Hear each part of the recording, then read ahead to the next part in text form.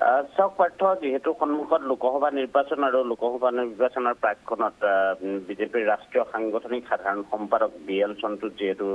গুৱাহাটীত আছেহি আৰু BL সন্তোষে আজি আপুনি কোৱাৰ ধৰণে দুখনকৈ বৈঠকত তেওঁ মিলিত হ'ব আৰু অৱশ্যেই প্ৰথম বৈঠকখন যিখন সুদৰ্শনালয়ত সেইটো সকলোৱে জানে। সুদৰ্শনালয়ত নিশ্চয় সংঘ পৰিবাৰৰ সৈতে, কাৰণ তেওঁ যিহেতু ৰাষ্ট্ৰীয় স্বয়ংসেৱক সংঘৰ পৰাই, গতিকে BL সন্তোষে প্ৰথমতে সুদৰ্শনালয়ত তেনেধৰণে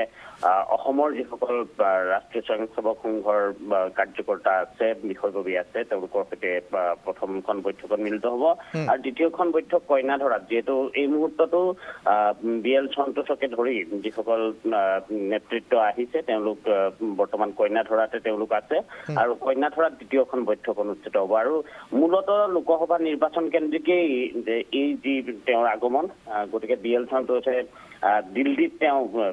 দুদিন পূৰ্বে তেওঁ বৈঠক কৰিছে আৰু দিল্লীৰ বৈঠকখনৰ যদি আমি কথাখিনি পাতো তেনেহ'লে অসমৰ ক্ষেত্ৰতো কেনেধৰণৰ হ'ব বা উত্তৰ পূবত তেওঁলোকে কি কৰিব বিচাৰিছে এই আহি থকা দিনবোৰত, সেই কথা এক প্ৰকাৰ স্পষ্ট হৈ পৰে। কাৰণ এই যি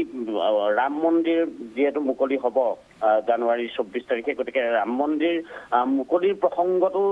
নিশ্চয়কৈ তেওঁলোকে খুব এই মুহূৰ্তত তেওঁলোকে গুৰুত্ব সহকাৰে লৈছে যে ৰাম মন্দিৰৰ গোটেই বিষয়টো কেনেধৰণে মানুহৰ মাজলৈ লৈ যাব, ৰাইজৰ মাজলৈ কেনেধৰণে লৈ যোৱা হ'ব, ৰাইজক কেনেধৰণে ৰাম মন্দিৰ সম্পৰ্কে তেওঁলোকে বিভিন্নজনৰ মাজত গৈ ক'ব, সেই কথাও নিশ্চয়কৈ তেওঁলোকে এনেধৰণৰ বৈঠক পাতি তাৰ এক কৌশল মানুহৰ মাজলৈ যোৱাৰ ক্ষেত্ৰত তেওঁলোকে ৰাখিব। তাৰ লগতে বুথ সশক্তিকৰণক লৈ পেলাই খুবেই বেছি গুৰুত্ব দিয়া হৈছে যে লোকসভা নিৰ্বাচন কেন্দ্ৰিক তেওঁলোকৰ যিবোৰ বুথ থাকিব, মূলতঃ সেই বুথসমূহত কেনেধৰণে সক্ৰিয়তাৰ মাজেৰে তেওঁলোক আগবাঢ়িব। ইতিমধ্যে আমি যদি চাওঁ তেনেহ'লে বুথৰ কাম বিভিন্ন সময়ত বিজেপিয়ে কৰি আছে, বুথ সশক্তিকৰণ অভিযান তেওঁলোকে চলাই আছে, কিন্তু সেইটোক আৰু কেনেধৰণে গতিশীল কৰিব পৰা যায়, অধিক সক্ৰিয় কৰিব পৰা যায়, তাৰ বাবে নিশ্চয়কৈ মন্ত্ৰণা এনেধৰণে তেওঁলোকে ল'ব। বা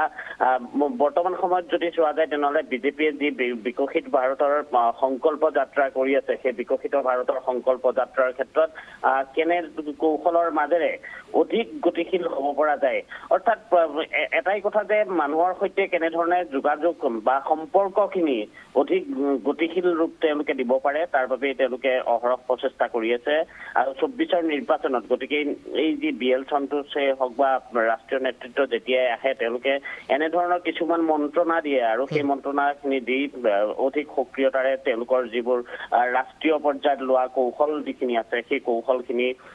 ৰাজ্যসমূহক দিয়ে আৰু এই ক্ষেত্ৰত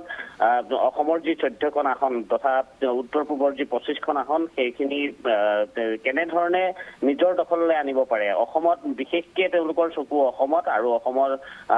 পূৰ্বতে যিহেতু বিজেপিয়ে 9খনকৈ আসন লাভ কৰিছিল আৰু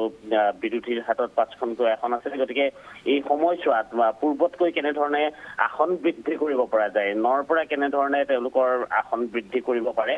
তাৰ বাবে সকলো কৌশল তেওঁলোকে কৰিছে। গতিকে এই সময়ছোৱাত তেওঁলোকে নিশ্চয়কৈ এই সাংগঠনিক দিশখিনি আৰু বিশেষকৈ ৰাম মন্দিৰৰ কথাটো মই কৈছোৱেই যে ৰাম মন্দিৰৰ ক্ষেত্ৰত তেওঁলোকে ৰাইজৰ মাজলৈ তেওঁলোকে যাব,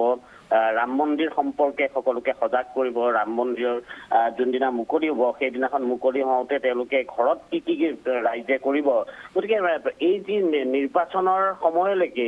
এই বিষয়সমূহ মানুহৰ মাজলৈ কেনেকৈ লৈ গৈ মানুহক অধিক সক্ৰিয় কৰিব পাৰে আৰু বিজেপিমুখী কেনেধৰণে কৰিব পৰা যায়, এইসমূহ বিষয়ে নিশ্চয়কৈ আলোচনা হ'ব। হয়, ৰাজু, এই মুহূৰ্তত আপোনাক আমি ধন্যবাদ জ্ঞাপন কৰিছোঁ সবিশেষ তথ্যখিনি জনোৱাৰ বাবে।